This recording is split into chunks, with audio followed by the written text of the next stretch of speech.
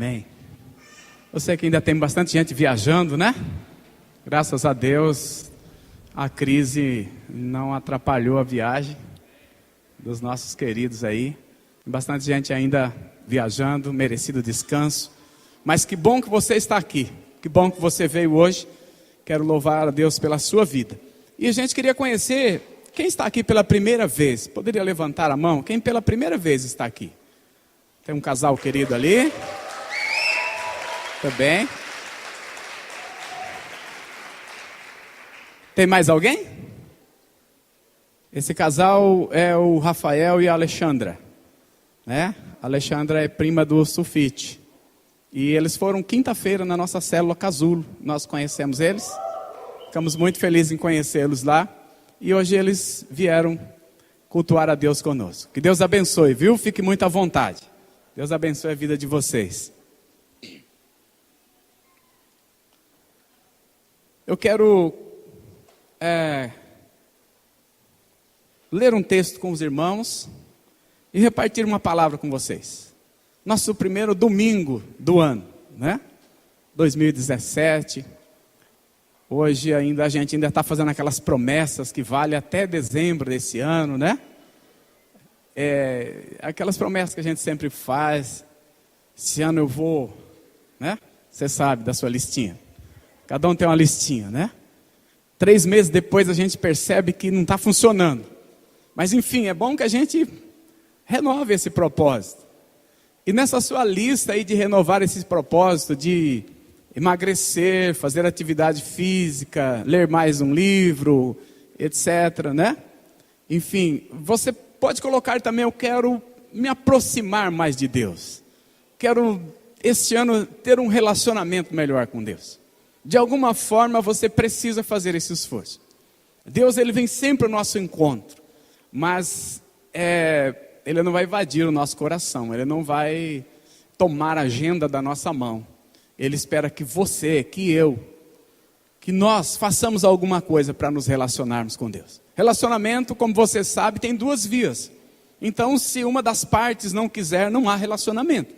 Assim é com Deus, você precisa se relacionar melhor com Ele. Então faça alguma coisa, não fique só na promessa, né? Não estipule uma coisa muito grande. De repente você estabelece um alvo muito difícil e você desanima. Mas faça aí uma meta mensurável, né? E você vai alcançando passo a passo, né? Vou ler a Bíblia esse ano, que bênção. Comece devagarzinho. Se você ler 3 capítulos por dia, no final do ano você leu a Bíblia toda. Não é tão difícil assim, né? É só você tirar o tempo da televisão. A gente sempre fala isso, né? O tempo da televisão é um problema sério.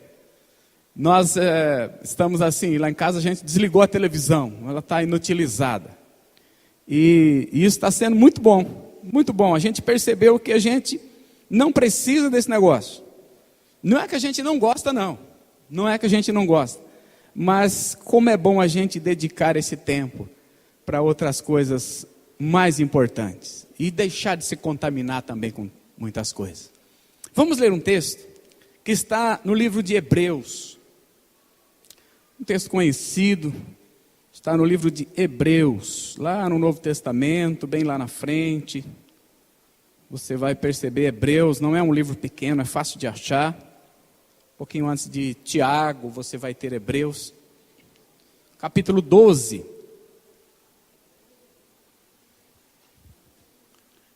Eu estava orando, pedindo a Deus uma palavra para que a gente pudesse compartilhar hoje com os irmãos. E me veio esse texto. Texto tão simples, tão conhecido, mas muito rico, muito profundo.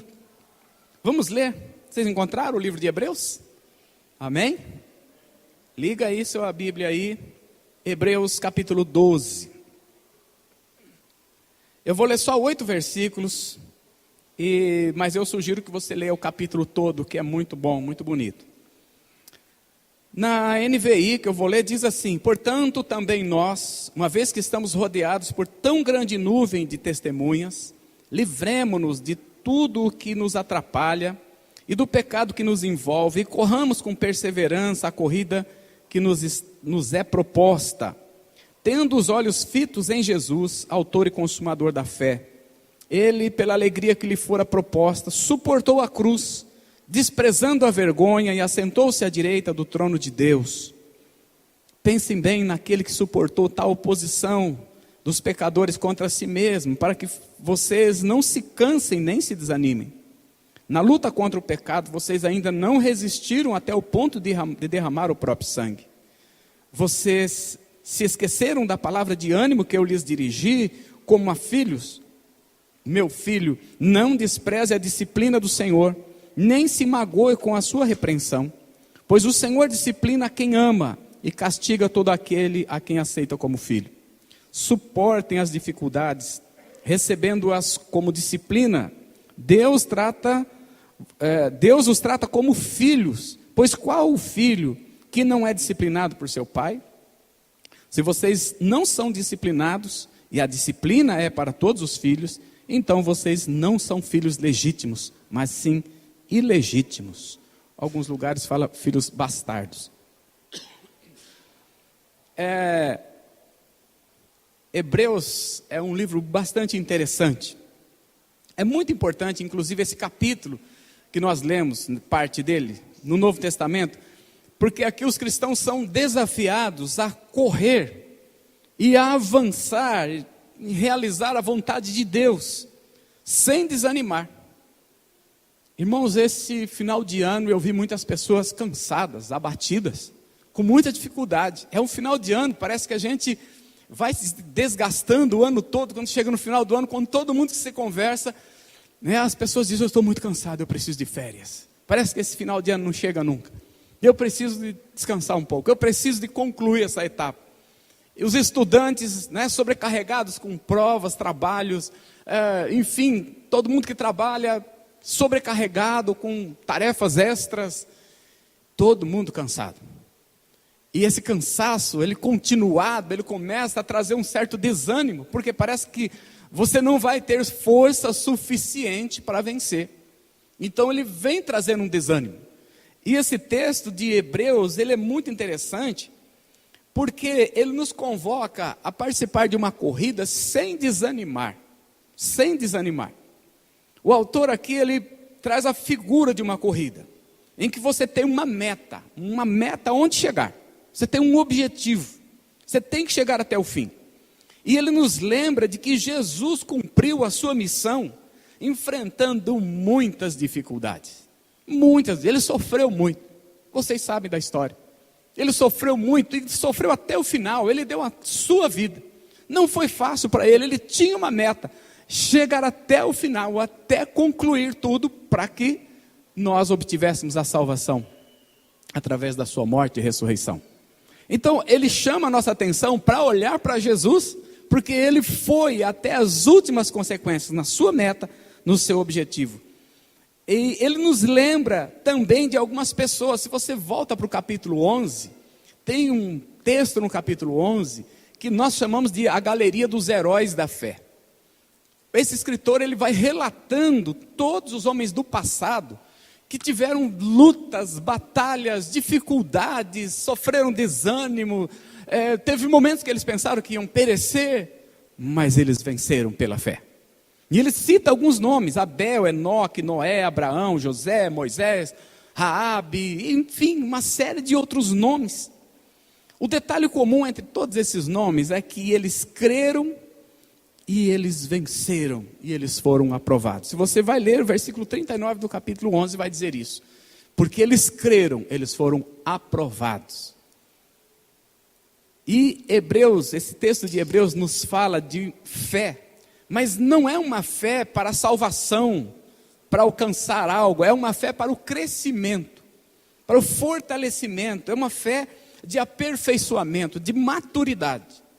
Na verdade, traduzindo um pouco aqui, ele vai chamar a nossa atenção e dizer: está na hora de vocês crescerem.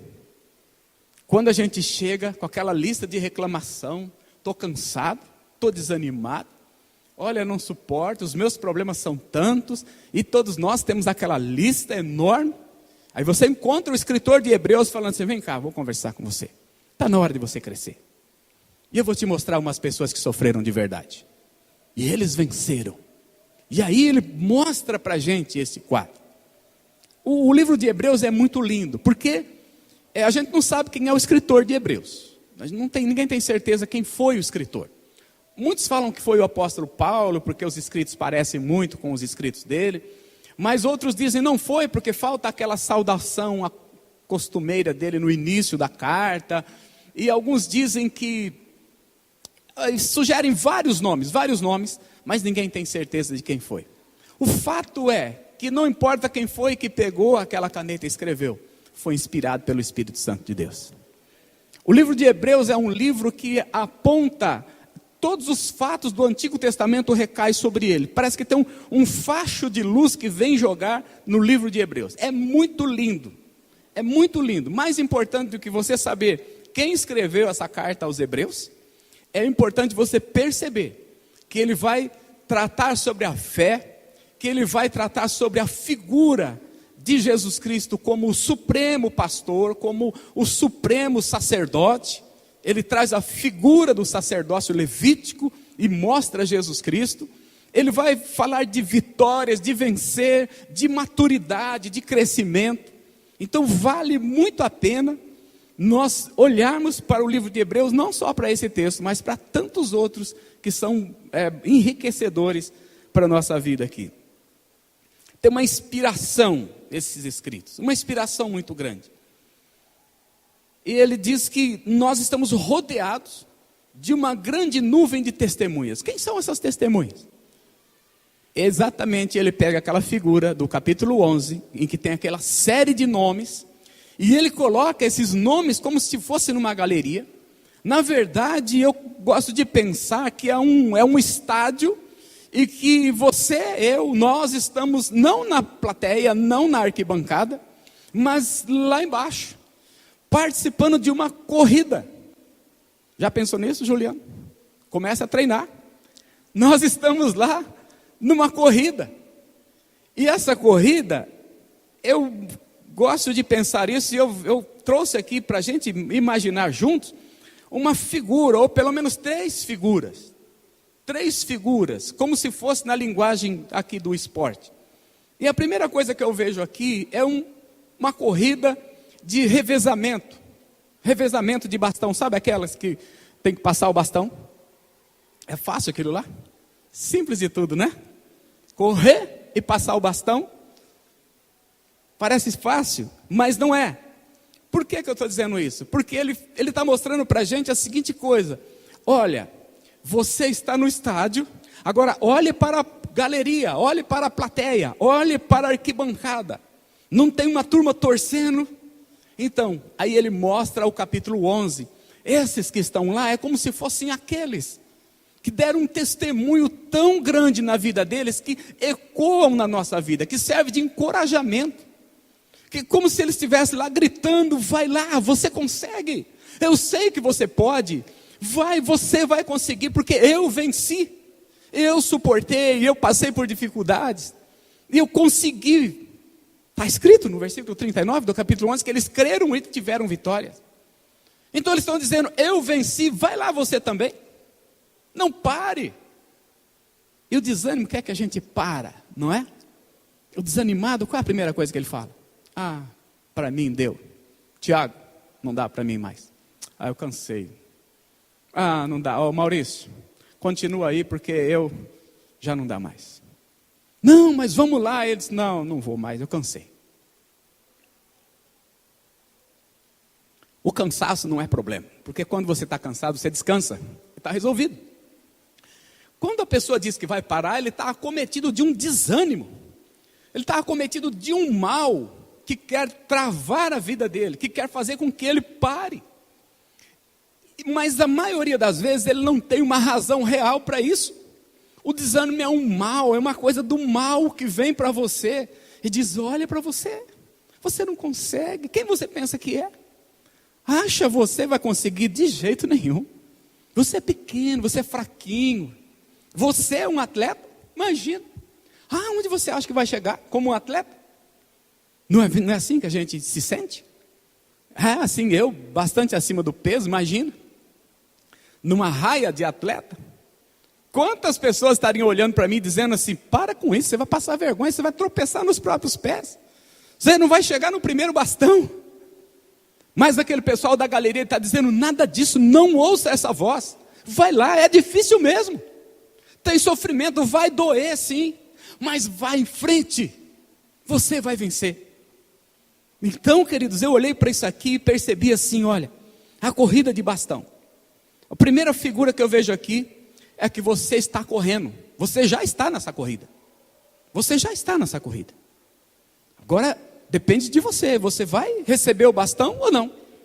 A gente olha para trás e a gente vê o capítulo 11. Quem está lá no capítulo 11? Noé. Imagina o Noé passando o bastão.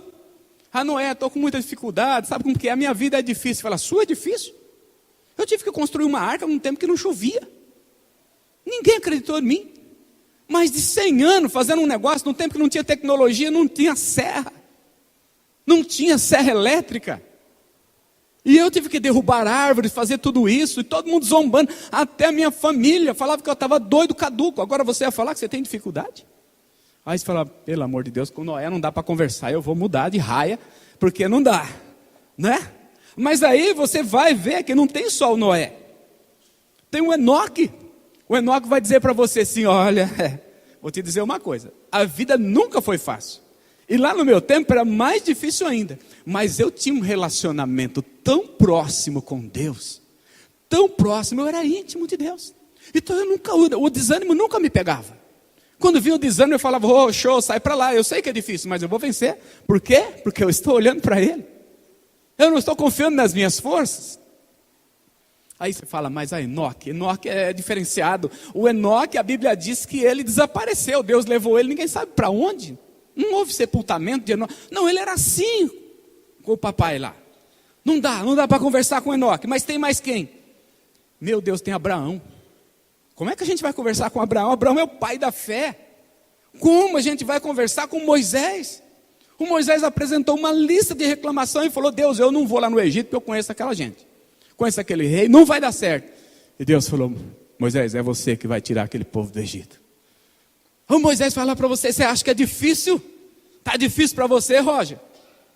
Para na beira do Mar Vermelho e o povo todo te xingando. 3 milhões de pessoas te xingando.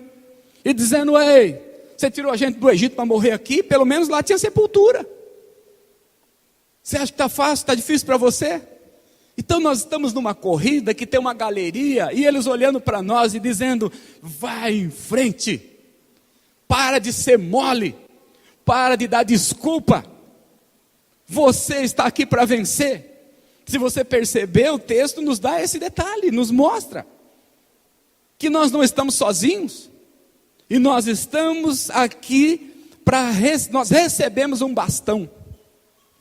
E é assim, não é? Cadê o pessoal da educação física? Agora eles vão dar risada de mim. Se eu errar, vocês me ajudam. Eles estão correndo e quando o outro chega com o bastão, ele tem que sair correndo antes. Interessante que quem vai pegar o bastão não pode estar lá parado assim, né? Quando ele chega, acho que é 20 metros, né? Ele chega a cerca de 20 metros, tem um espaço ali em que ele pode trocar o bastão. Ele já sai correndo e o outro alcança ele põe a mão aqui, pega o bastão e vai embora. Para pegar o bastão, você tem que estar correndo. Se você estiver lá paradão assim, se eu chegar o bastão aqui, depois eu me viro. E você passou todo mundo na sua frente. Eu acho que foi em 2012, 2013, eu não sei. Em Moscou, nossas atletas brasileiras estavam disputando uma corrida dessa. Eu não sei se era 4 por... Como é que é lá? Tem três modalidades, né? 100 metros, 200 e 400 metros. Eu não sei qual era dessas modalidades, mas elas estavam com muita chance de ganhar. Elas já tinham pelo menos a prata garantida, estavam em segundo lugar.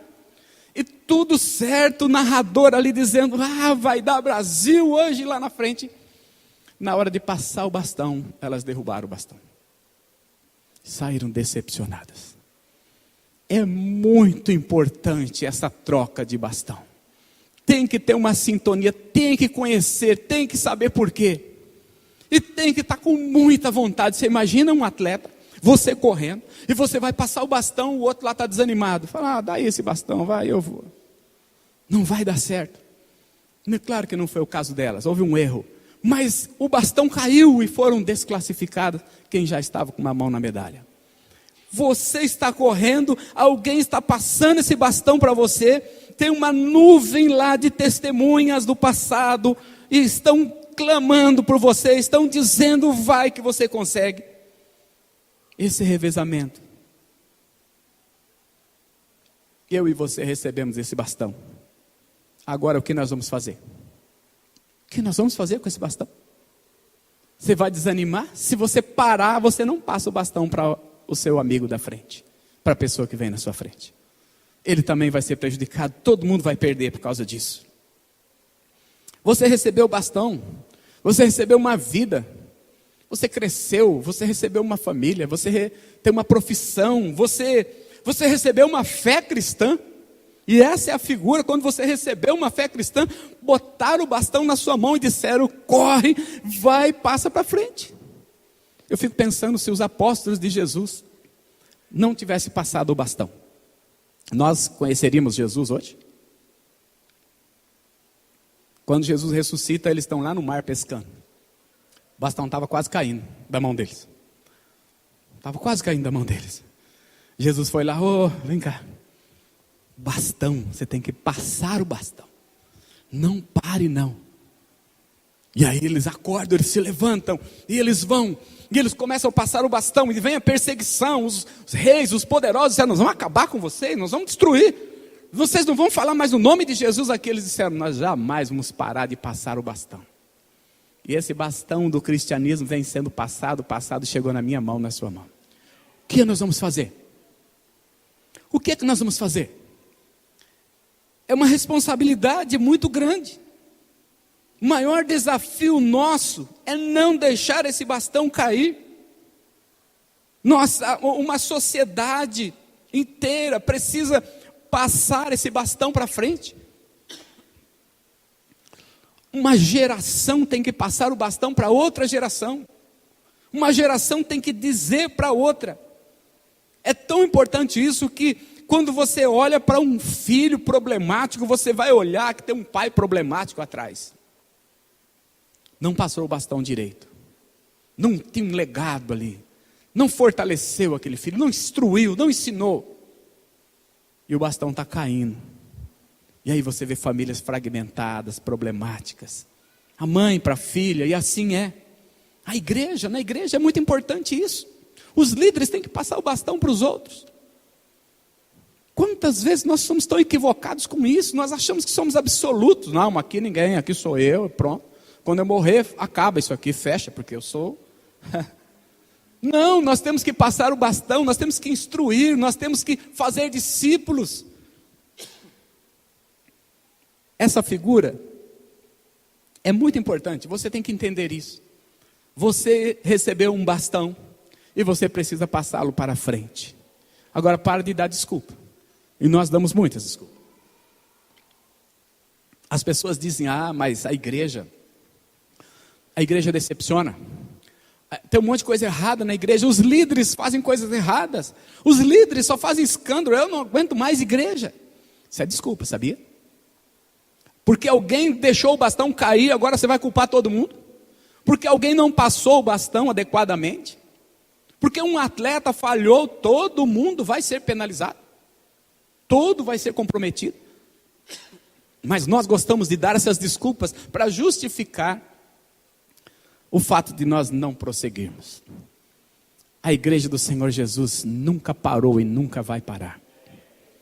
Desde os tempos remotos da história, ela foi criticada, líderes maldosos se levantaram, quanta coisa errada, quanta coisa ruim aconteceu, mas a igreja do Senhor Jesus continuou e continuará. E ela não vai deixar de existir porque eu não quero fazer algo ou porque eu vou morrer. Ela vai continuar. Amém? Você recebeu um bastão, agora corre. Você precisa passar esse bastão da melhor forma possível para o próximo. Você é muito importante para o resultado final. Porque se você jogar esse bastão de qualquer forma, o seu amigo, ele vai ter dificuldade em pegar. O seu sucessor, a pessoa que vem na sua frente, o seu filho, o seu discípulo. Eu assisti alguns vídeos e eu vi que o atleta da frente, ele não pode olhar para trás, não dá muito para olhar, porque ele já está correndo, ele dá uma olhadinha, mas a mão vai aqui, depende muito de quem vai passar, e essa hora é uma hora perigosa. Então você recebeu um bastão, você conheceu Jesus Cristo, Jesus é seu Senhor, Ele é maravilhoso, amém? Ele cuida de você, Ele é tudo que você cantou nessa noite. É verdade isso para você? Ou é só um hábito de cantar, que é legal a música? Se Jesus é o seu Senhor, cuida da sua vida, é o que faz te levantar pela manhã, é o que te sustenta, é o que te deu inteligência, capacidade, o que provê todas as coisas na sua vida, você tem que contar isso para alguém, porque você sabe disso, porque alguém contou para você. Alguém chegou em você e disse: Jesus é maravilhoso. Apesar dos problemas, apesar dos homens, apesar da vida, apesar da família, apesar de tudo, Jesus continua sendo o nosso espelho, aquele que a gente pode olhar para Ele. Então você recebeu o bastão, agora passe esse bastão. Mas como que eu vou fazer isso? E aí a gente fica preocupado. Olha, eu não tenho habilidade, eu não tenho capacidade, imagina. Eu disse que nós estamos dentro da raia do estádio. Eu não estou na plateia, porque na plateia é fácil, né? Na plateia a gente critica. Como é bom ficar na plateia, gente. Aquele pessoal da arquibancada já assistiu o jogo de futebol? Já foi num estádio de futebol? Gente, como eles elogiam o pessoal lá de baixo. Principalmente o juiz, né? Como eles elogiam. E como eles são especialistas naquela modalidade de esporte, seja qual for. E como eles têm uma opinião formada sobre o que fazer, em qual momento. Mas, querido, o texto está nos mostrando que nós não estamos na plateia criticando todo mundo. A gente tem muita plateia hoje. E a plateia fica dizendo assim: olha, eu acho que você não devia fazer assim. Ah, eu não gostei disso. Ah, aquilo não é bom. Olha, eu não acho que... Ah, não está certo. Imagina. Então a nossa lista de crítica é muito grande. Esse é o povo da plateia. Desce para a raia, vem correr. O seu lugar não é na plateia. Você recebeu um bastão. Ninguém fica com um bastão lá na plateia, na arquibancada. Então, nós estamos na raia de corrida, porque alguém lá na frente está esperando. O que você vai entregar para mim? Entrega um bastão redondinho para mim. Me ensina como é essa corrida, porque eu vou para frente e eu vou ensinar alguém. Alguém vai receber esse bastão. Como é que eu vou fazer isso? Já entendi essa parte, mas eu estou preocupado. Eu não tenho a menor habilidade, eu tenho pouco conhecimento, eu me vejo muito frágil, eu não sei. Aí o texto nos ajuda. E ele diz o quê? Olhando para Jesus, o autor da fé. Falamos que Hebreus fala de fé, de uma fé de crescimento, de uma fé que sacode a gente e fala: para de ser criança, vamos crescer na fé, vamos conhecer Jesus, vamos nos relacionar, vamos aperfeiçoar isso aí. Falar de cristianismo de cima de uma plateia é fácil, agora vamos lá na prática. Como eu vou fazer isso? Temos um alvo, nós vamos correr para onde? Eu não entendo nada desse negócio de bastão, de revezamento. Eu pego esse bastão, faço o quê? Opa, tem um alvo, vamos correr para o alvo. Qual é o alvo? Jesus, o autor da fé. Ele criou a fé, Ele é o autor. A fé é o elemento que nos fortalece, a fé é o elemento que nos faz caminhar, a fé é o elemento que nos faz acreditar. Ah, minhas pernas estão doendo, mas eu vou continuar correndo porque eu vou chegar. Olha, eu acho que eu não consigo, mas enfim, pela fé eu vou. Eu acho que não vai dar para mim, mas pela fé, olhando para o alvo, eu não vou parar. E você sabe até onde você vai? Até o final. Eu não sei você, mas tem muitas situações que eu olho e falo: Senhor, não vou dar conta. Não vou dar conta. Eu não sei o que vou fazer com isso. E eu escuto essa voz do livro de Hebreus dizendo: corre a corrida que está proposta, olhando para Jesus, o autor da fé. E eu continuo, e de repente eu falo: eu não sei como eu cheguei até aqui. É Ele é o alvo. Ele é o alvo. Na vida cristã nós temos uma meta, um alvo. Paulo vai dizer isso em 1 Coríntios capítulo 9, versículo 26, ele diz: assim corro também eu, não sem meta, assim luto, não como desferindo golpes no ar. Não é sem propósito, não é uma luta sem propósito, não é uma corrida sem alvo. Tem um alvo, temos uma meta. Paulo dizia que ele tinha uma meta, Jesus Cristo cumpriu a sua meta. Os cristãos não andam sem rumo, não vai para lugar nenhum. A vida cristã não é uma corrida é uma corrida para alcançar um alvo. Nós sabemos para onde estamos indo. Por mais que alguém possa dizer é impossível, não vai dar para você, você não consegue, você não é capaz, é muito difícil. Você fala, não importa, eu estou olhando para o alvo. Eu estou olhando para o alvo. Então nós não estamos sem direção, nós estamos indo para um lugar definido. E se nós estamos indo para esse lugar, se nós temos um alvo, se nós estamos correndo, é bom a gente perguntar: eu estou tendo algum progresso? Eu estou saindo do lugar? Como é que está a minha vida? Talvez seja bom fazer isso no começo do ano. Talvez seja bom dizer assim: 2016, quanto eu avancei em direção a Jesus Cristo, em direção a esse alvo? Quanto eu corri? Quanto tempo eu perdi dando ouvido àquelas vozes da plateia? Oh, para, você não consegue. Oh, você não vai chegar a lugar nenhum. Para com isso, deixa de ser bobo. O que você está fazendo na igreja? Já não falaram para você, você é tão inteligente, por que você vai à igreja? Já me disseram isso. Essas vozes vêm da plateia. É hora de você olhar para o alvo e dizer o quanto eu tenho avançado, qual o resultado eu já alcancei. Se eu tenho uma meta, eu estou chegando mais próximo dela. Como eu estou em relação a ele? É uma frase que diz: para você tirar o máximo de proveito da sua vida, transforme os seus alvos em alvos de Deus. Faça os alvos de Deus ser os seus alvos, e sua vida vai ser diferente. Salmo 121, eu gosto desse salmo. O salmista diz assim: levanto os meus olhos para os montes e pergunto: de onde me vem o socorro? O meu socorro, ele mesmo responde: o meu socorro vem do Senhor que fez os céus e a terra. Ele não permitirá que você tropece, o seu protetor se manterá alerta. Sim, o protetor de Israel não dormirá, ele está sempre alerta. O Senhor é o seu protetor, como sombra que o protege. Ele está à sua direita, de dia o sol não te ferirá, nem a lua de noite. O Senhor o protegerá de todo mal, protegerá a sua vida. O Senhor protegerá a sua saída, a sua chegada, desde agora e para sempre. O salmista faz uma pergunta, parece que ele não sabe a resposta, mas depois ele conclui.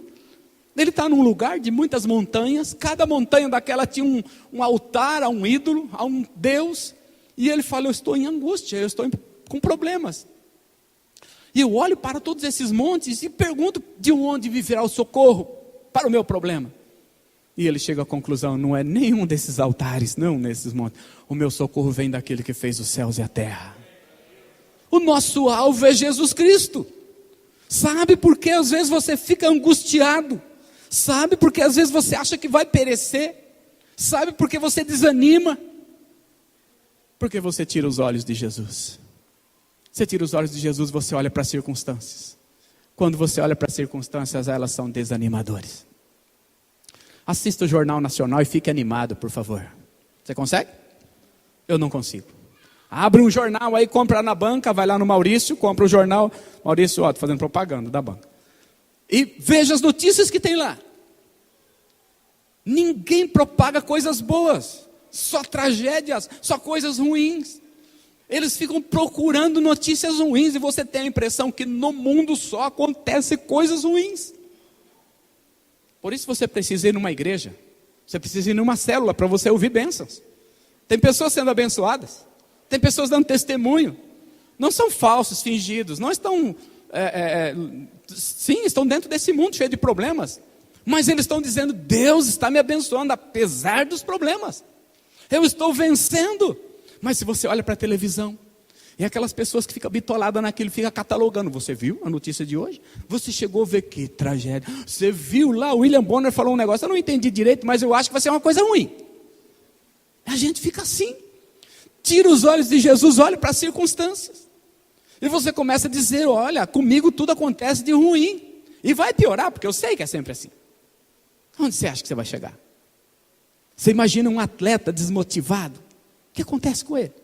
Ele fica para trás, ele perde, ele não avança. O técnico dele na beira começa a gritar com ele, o que está acontecendo com você? Você está dormindo? Oh, acorda aí, vamos lá, você é capaz, você é bom. Faça aquilo que você já sabe. E nós vemos a palavra de Deus, tem um coro de vozes do céu falando para a gente isso aí. Ei, eu acredito em você. Você pode, eu te dei vida. Você não levantou esta manhã? Eu sei que tinha umas dores, uns problemas, mas você acordou. Então corre. E a gente tira os olhos de Jesus e começa a olhar para essas coisas. Ai, que vida difícil, você viu? Tem não sei quantos desempregados. Mas você não está desempregado, glória a Deus, ore por eles. Ah, mas é tantos problemas, olha. Então você foi no hospital municipal. Tem tanta coisa boa acontecendo na nossa cidade, mas a gente vai no hospital municipal. Lá está ruim, está horrível. Vai melhorar, glória a Deus por isso. Nós estamos orando, vai melhorar. Mas nós começamos a catalogar aquilo que é ruim, e parece que aquilo vem sobre nós. Olhe para Jesus, meu irmão. Decida começar esse ano olhando para Jesus. Jesus, eu sei que está difícil, não está fácil. Financeiramente a situação está difícil. O emprego, tem muitas pessoas que não têm. Quem tem está ganhando pouco. Às vezes tem que trabalhar em 2 lugares. As mulheres estão se sacrificando. Além de trabalhar em casa, trabalhar fora. Eu sei, tem que trabalhar, estudar. A vida não é fácil. Há problemas nas famílias, há doenças, há tantas coisas. Mas olhe para Jesus, Ele está te sustentando. Olhe para Jesus, Ele é o autor da fé. A fé é o que te move. Se você tirar os olhos de Jesus, só sobra problema.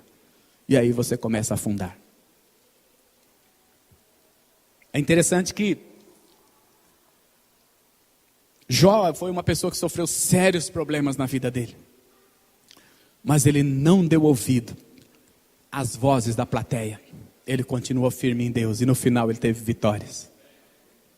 O Pedro a gente critica ele porque Jesus aparece num mar e no meio de uma tempestade à noite. E eles pensam que é um fantasma.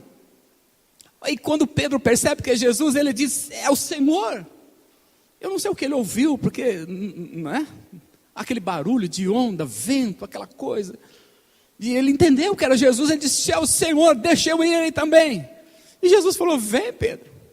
E o Pedro deu passo sobre as águas, andou sobre as águas. E o Pedro e os outros, se dentro do barco já estava perigoso, você imagina sair daquele barco. A plateia dizendo, Pedro, você é louco, não faz isso, você vai morrer. E Pedro, não, eu estou olhando para Jesus, eu vou andar. E ele começou a andar. E você vai ver no texto que de repente ele fala, peraí, eu estou andando sobre as águas, mas quando ele tira os olhos de Jesus, ele afunda. E Jesus vai socorrer, porque ele afundou mesmo. Quando você tira os olhos de Jesus, a sua vida começa a afundar. Você começa a afundar, por quê? Ele é o autor da fé, a fé é o que te move. A fé é o que faz você continuar. É a fé que diz para você, apesar das lutas, dos problemas, das más notícias, continue andando. Continue na corrida, porque o objetivo está lá. O alvo é lá na frente e você vai conseguir chegar. Amém, queridos? Já recebeu um bastão? Corre. Olhe para esse ano como uma raia de corrida. Mas olhe para Jesus, não corra olhando para os lados. Você já viu algum daqueles atletas olhar para a plateia e dizer, ai, meu amigo lá. Eles não fazem isso, não pode perder a concentração. Tem que estar focado, o alvo é ali, eles não vêem ninguém. E nós somos convidados a fazer isso. Não se distraia. Não comece a olhar, o sol está quente, correndo. Não, eles superam as dores, as dificuldades, os obstáculos. E vão em frente. E o escritor de Os Hebreus nos convida a fazer isso. Mas tem um detalhe, olhando para Jesus, Ele é o alvo. Ele é o alvo. Ele é o autor da fé, o consumador. Ele faz a fé acontecer na sua vida. E a terceira figura que eu quero compartilhar com vocês, que está nesse texto. O escritor diz, suportando a disciplina. Suportando a disciplina. Esse negócio não é legal. Esse negócio não é legal. Por que nós rejeitamos a disciplina? Nós não gostamos de ser disciplinados, claro que não. Mas se nós estamos na figura de um atleta, vocês já viram como um atleta é exigido? Vocês já viram como os técnicos deles tratam eles? Já assistiram o Bernardinho dando dura nos atletas dele? Dá até medo, né? Pela televisão a gente fica com medo, ele chega a cuspir na cara deles assim. Falando elogios. E aqueles caras saem dali tremendo e vai lá e põe aquela bola onde ele mandou, porque ele mandou. Tem alguém te encorajando e dizendo, se você não fizer direito, você está fora desse negócio. E do jeito que nós somos, não vou mais desse jogo não. Me magoei. Olha como o atleta, como o meu técnico me tratou. Me tratou mal. Não gostei do que eu ouvi. Não é assim que nós somos. E nós somos uma geração de pessoas que não suporta nada. Não suporta nenhuma disciplina. Aliás, essa palavra não pode mais. Castigo? O que é isso? Vou te denunciar. Quem tem criancinha aí, né? O Hugo e a Anne. Uma benção ali, né? Os pequenos, às vezes quando precisa dizer, cantinho do pensamento. Né? A Olivia, ela fala castigo. Ela fala pra gente, vou pôr de castigo, titio. Eles aprendem. Mas não pode mais falar isso para as crianças. Porque ofendem. Porque vai causar trauma. No meu tempo não tinha esse negócio de trauma. Não tinha inventado ainda. Não tinha. Tinha uma varinha, né? Da infância e da juventude que meu pai usava. Era muito legal. Mas esse negócio de traumatizar a criança, naquela época não tinham inventado isso ainda. Né? Mas, então a disciplina é uma coisa que Deus usa. E o escritor dizendo assim, suporte a disciplina é bom para vocês precisam ser disciplinados. É para o seu bem. Nós não gostamos porque nós somos individualistas. Cada um cuida da sua própria vida. Agora você vai querer falar para mim o que eu tenho que fazer? Você vai ter que querer me corrigir? Não. Nós somos possuídos de um orgulho próprio. Nós estamos numa época que a gente não aceita esse tipo de coisa. Muitas pessoas gostam até de vir aqui ouvir uma palavra, principalmente uma palavra de encorajamento, uma palavra legal, que venha ao seu coração e que preencha o seu vazio. Mas se falar meio forte, eu vou para outra igreja, tem outra ali na frente. Eu não gosto não. Não é? E há uma migração de uma igreja para outra. Por conta disso, tem gente que não para em nenhuma. Eu sei que você, não é natural você procurar um lugar que você se identifica, não estou criticando isso, mas tem gente que nunca encontra, porque ele não quer ser disciplinado, tratado, corrigido. E a Bíblia está cheia de correção, Deus nos corrige. Nós entendemos que a disciplina é falta de amor. Você não tem o direito de me julgar, isso é julgamento. E a Bíblia diz que você não pode me julgar. Mas a palavra de Deus não trata a disciplina como uma punição. Deus corrige o filho que Ele ama. Volta lá no texto que nós lemos e você vai ver isso com clareza. Deus corrige o filho que Ele ama.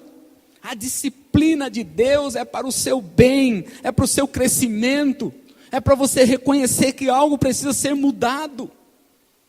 E Deus disciplina. Então o apóstolo aqui, o escritor aqui, ele diz, suportem a disciplina. Aguenta aí. De vez em quando vai vir umas palavras fortes, vai vir umas... Não vai ser fácil não. Mas vem de Deus isso. Hoje há uma tremenda revolta no mundo todo. Porque rejeitam a autoridade, qualquer tipo de controle que venha do governo, ou que... Não quero. Opressão, eu sou livre. Ser livre, como nós cantamos, é se submeter à autoridade do Senhor. E a Bíblia diz que nós temos que nos submeter às nossas autoridades também. Nós conversávamos ontem, a nossa polícia é uma autoridade em nosso país, todo mundo tem, mas eles estão esculachados, esculhambados, ninguém respeita mais. Quando eu era criança, a gente olhava para um policial e fazia assim, né? Você olha um policial ali. Hoje as crianças vão lá, apontam o dedo na cara e falam algumas coisas para ele. Não tem respeito. É por isso que não tem respeito também nas escolas. Cadê as professoras? Eu vou revelar aqui minha idade, vocês não riram, tá? Mas eu sou de um tempo que quando a gente estava na sala de aula, quando a diretora ou o diretor entrava, a gente tinha que levantar e ficar em pé, do lado da carteira. Tem muita gente que não sabe o que é isso aqui. E aí, educadamente, aquela professora ou diretor dizia, pode se sentar. Era um respeito. A gente pedia por favor, e se dissesse não, ninguém podia questionar. Hoje não tem mais isso. Nós estamos perdendo, nossa sociedade está perdendo essa referência de valores. Por quê? Porque nós não aceitamos a disciplina. Filho dentro de casa olha para o pai e fala, pai, vai cuidar da sua vida, deixa eu, não tem nada com isso. Se eu falasse isso, você já sabe o que ia acontecer, né? Também nunca admiti isso, também não. É o bastão, eu peguei um bastão e estou carregando ele, estou passando. Você entende, queridos? Então, mas a palavra de Deus, ela nos ensina que Deus nos disciplina, que Deus nos chama atenção, fala, você está errado, para, muda, ei, presta atenção. Quando fala, olhe para Jesus, está dizendo, tenha Ele como referência, olhe para a vida dele, se amolde a Ele. Então essa correção de Deus é um amor que Ele tem por você, como um pai, a mãe que corrige um filho, e não corrige para machucar, para maltratar, ou porque não gosta. Quando o pai põe lá a criancinha de castigo e fala, você vai ficar aí. Ou quando pega uma varinha e faz ele sentir a consequência do erro. Não é porque não gosta do filho, é porque ama o filho. É porque ama o filho. É porque está dizendo, filho, eu não quero que você seja um mau elemento, uma má pessoa. Eu não quero que você amanhã não saiba respeitar os outros e terá consequências. Eu quero que você aprenda dentro de casa isso. Papai do céu também quer que você aprenda aqui. O que é respeitar, o que é ser uma pessoa digna, o que é ser uma pessoa de Deus, o que é ouvir a voz dele, o que é ouvir um não. Quantas pessoas não podem ouvir um não? Já viu crianças que não podem ouvir um não? Você fala não para ele, ele chora, sapateia no chão, fala, mas o que é isso? Não pode ouvir não, ele não gosta disso. Ninguém gosta de ouvir um não. Mas Deus fala não para mim, fala não para você. E não é porque Ele é mau, é porque Ele te ama. Então o autor aqui vai dizer assim, suporte a disciplina. E é interessante que ele fala, irmãos, peço-lhes que suportem a minha palavra de exortação. Suporte isso, estou exortando vocês, eu estou disciplinando vocês. Suportem isso. A disciplina é a esperança que nós temos de um pai que nos ama, que quer me ensinar como ser melhor. Um homem disciplina, ele vai dizer que um homem disciplina o seu filho, da mesma forma o Senhor disciplina aqueles que Ele ama. E ele dizia assim, suporte a disciplina.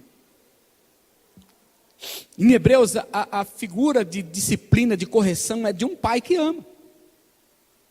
E a gente olha para Jesus Cristo, e Jesus Cristo foi um filho obediente, totalmente obediente. Olha para a vida dele, os detalhes ali, você começa ali no Novo Testamento, e você vai ver ele sendo obediente ao Pai. E a gente tem um texto em Romanos, que Paulo vai nos ensinar uma coisa, ele fala assim, vocês não receberam um espírito que vos escravize para novamente temer, mas receberam um espírito que os adota como filhos, por meio do qual chamamos ou clamamos, Abba, Pai. Quando Jesus ia chamar o Pai de Pai, Ele não usava aquela palavra pater, aquela palavra clássica, Ele usava a palavra Abba, Pai. E Paulo vai dizer, é esse o espírito de um relacionamento íntimo que nós temos com Ele. Nós chamamos o Papai do céu de Abba, Pai, ou Papaizinho, ou Painho lá do Nordeste. Aquele jeito carinhoso de chamar. É isso, é um relacionamento, é desse Pai que nós estamos falando. Um Pai que te ama profundamente. Quando Ele fala um não para você, tenha certeza que esta é a melhor coisa a ser dita a você. Então, Ele está dizendo, suporte a correção, porque vai ser bom para você. A correção, ela também nos leva à santidade, ela nos faz parecer com o Pai. Ela nos faz, Ele nos disciplina para o nosso bem. Ele nos leva à santidade. Santidade é a separação das coisas ruins. É separado para uma finalidade, para você ser um filho. E é quando ele fala aqui, para que nós participemos. É o versículo 10 do capítulo 12. Nossos pais nos disciplinaram por um curto período, segundo lhes parecia melhor, mas Deus nos disciplina para o nosso bem, para que participemos da sua santidade. Deus nos disciplina para nós participarmos da santidade. Veja que carinho desse pai. Se Deus olha para mim, para você, Ele entenderia que nós temos condição de participar da santidade dEle. Quem somos nós? Mas Ele corrige você, Ele chama a sua atenção, Ele te diz alguns nãos, Ele às vezes não deixa você conseguir algumas coisas que você gostaria tanto. Mas é para que você participe da santidade, para que você se aproxime dEle, para que você aprenda a caminhar do lado dEle. A palavra participemos diz que nossa posição não é de observação, de contemplação, ficar de longe, mas de sermos um em Cristo. E quando você vai lá em João 17, você vê Jesus fazendo aquela oração sacerdotal, que ele ora pedindo isso para Deus, que nós sejamos um com Ele, assim como Jesus é um com o Pai. Então, nós e Cristo um, qual é a nossa chance de fazer isso? Como nós conseguiríamos isso? Nós não éramos filhos de Deus. Jesus é filho de Deus, mas Jesus nos adotou. Nós somos filhos de Deus por adoção. Ele nos adotou e hoje nós somos filhos dele. Então, qual o caminho para nós sermos um com Cristo? É o caminho da santidade. Nós temos que nos parecer com Ele. Sem disciplina nunca chegaremos à santidade, nunca nos aproximaremos de Cristo. Nós já somos de Cristo, nós já temos a vida de Cristo, nós já temos a natureza de Cristo, mas nós precisamos ter o caráter de Cristo. Somente através da disciplina, da correção, do tratar de Deus na nossa vida, nós vamos conseguir ter o caráter de Cristo. Esta caminhada, esta afinação, esse relacionamento íntimo que vai fazendo com que o meu caráter se pareça com o caráter de Cristo. Não é isso que o mundo está precisando. Quando nós falamos quanta gente má que tem nesse mundo, é porque eles não têm o caráter de Cristo. Quanta gente ruim, quanta maldade, distanciamento de Deus. Quando nós tivermos o caráter de Cristo e formos contagiando, passando esse bastão, mais pessoas tendo o caráter de Cristo, nós não vamos ter problemas. Nós vamos ter uma sociedade que se parece com Cristo. Portanto, é uma sociedade que não quer o mal do outro, que não mente para o outro, que não rouba do outro, que não faz mal ao outro. Uma sociedade maravilhosa. O Senhor Jesus nos chamou para isso, para nós refletirmos isso aqui, neste mundo mau. O versículo 6 diz: pois o Senhor disciplina quem ama e castiga todo aquele que aceita como filho. Então, se você tomar umas palmadinhas de Deus aí, é amor, tá? Você, filho, vem cá, você está precisando de umas palmadas. Você está muito folgado, não é? Você está muito preguiçoso, tá não? Está muito preguiçoso, muito folgado. Você leu a Bíblia essa semana? Quanto tempo você orou, conversou com o papai essa semana? A gente esquece disso, a gente deixa isso passar. Não é da nossa cultura. Nos ensinaram a ser religiosos, mas não ter relacionamento com Deus. E a gente deixa passar, e depois aí toma umas palmadinhas de Deus. Deus está meio bravo comigo, o que aconteceu? O que eu fiz? Não é o que você fez, é o que você não fez. É o que eu deixei de fazer. E fiquei longe do Senhor Jesus. Eu tenho que correr olhando para Ele.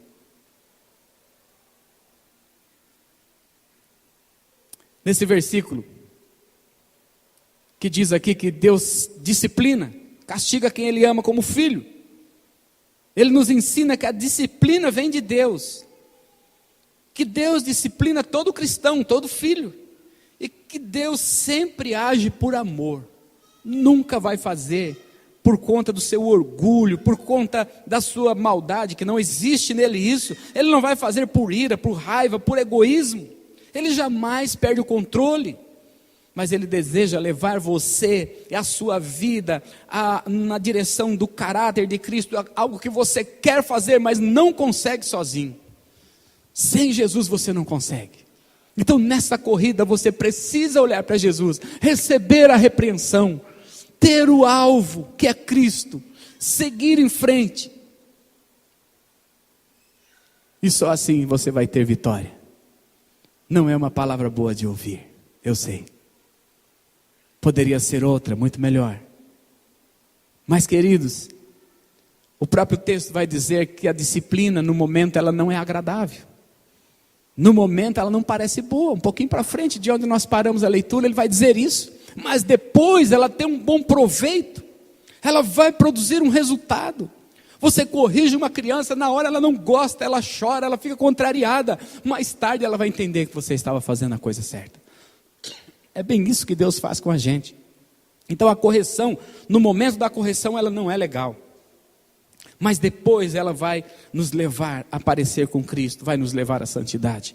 Eu queria compartilhar isso com vocês. Deus nos disciplina a fim de que nós podemos participar da sua santidade. Nosso Pai Celeste, Ele só vai parar de nos disciplinar quando a sua santidade estiver marcada em nós, quando nós estivermos parecido com Ele. A santidade é a natureza de Deus. Então participar da santidade de Deus é participar da sua natureza.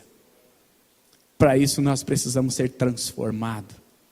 Para nós sermos transformados, nós temos que aceitar o desafio de receber o bastão e passar à frente. Para nós fazermos isso, nós temos que olhar para o alvo. E o nosso alvo chama-se Jesus Cristo. Amém? Decida neste ano conhecer melhor Jesus Cristo. Decida nesse ano dizer: Senhor, o Senhor pode me corrigir quando eu estiver fazendo algo errado. Fale comigo, fale meu coração.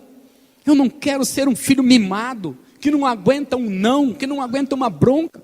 Porque um filho mimado não cresce. O filho mimado não produz, não avança. Quantos filhos mimados não conseguem ouvir um não? E como é chato isso, né? Quantos pais falam: não sei mais o que fazer com esse filho? Você vai ver, é um mimadão. Nunca recebeu um não, nunca recebeu uma dura. Ele quer fazer o quê? Não é bom, mas ele quer, então eu vou dar. Não, se você é um pai que ama, você fala: filho, isso não são horas. Você é uma criança, não pode ter um celular ligado à internet ao mundo inteiro. Mas tem muitos pais que falam assim: ai, coitadinho, né? A gente trabalha tanto e ele já fica meio sozinho, então vamos dar. É quase como dar uma arma na mão dele. Quantas vezes Deus vê isso na gente e diz não para você, e você fica chateado. Deus nunca me abençoa, só abençoa aquele irmão lá. Deus está dizendo para você: cresça, que eu tenho coisas especiais para você, mas aprenda, corra, acredite que eu estou te dando forças para correr. Como eu vou fazer isso? Tenho dificuldade olhando para Jesus Cristo, mas na minha família tem gente doente. Corra olhando para Jesus Cristo, Ele é a cura. A Bíblia diz que Ele levou na cruz todas as nossas enfermidades. Deus nunca disse para nós pararmos por causa dos nossos problemas, mas corra, continue, porque Ele está no controle das nossas vidas. Amém, queridos? 2017 vai ser diferente na sua vida. Vai ser diferente porque você vai olhar para Jesus, porque você vai dizer: eu vou correr, eu vou avançar, eu não vou parar, eu não vou ser um filho mimado que não aguenta uma bronca do pai. Se o pai me ama, pode dar bronca, pai, eu escuto essa bronca. Eu quero ser corrigido para eu melhorar a minha vida. Quando meu pai me corrigia, eu não gostava, mas hoje eu vejo quanto aquilo me fez bem, né? Minha mãe me dá bronca até hoje, ela está ali, ó. Até hoje ela me dá bronca e eu abaixo a cabeça. Eu preciso ouvir isso, me faz bem. A gente não pode rejeitar a disciplina, e Deus não pode falar nada para mim. Não, Senhor, pode falar o seu não é a melhor coisa que tem para mim, porque eu sei que Deus tem sempre o melhor para os seus filhos. Amém? Vamos cantar mais uma música e vamos terminar a nossa reunião na certeza de que nós vamos continuar olhando para o alvo, que nós vamos continuar. Esse ano vai ser um ano de muitos alvos. Daqui uns dias nós vamos falar para vocês aqui as metas que nós temos, os alvos que nós temos. E você vai participar de muitas delas. Porque o Senhor quer que a gente continue olhando para o autor da fé.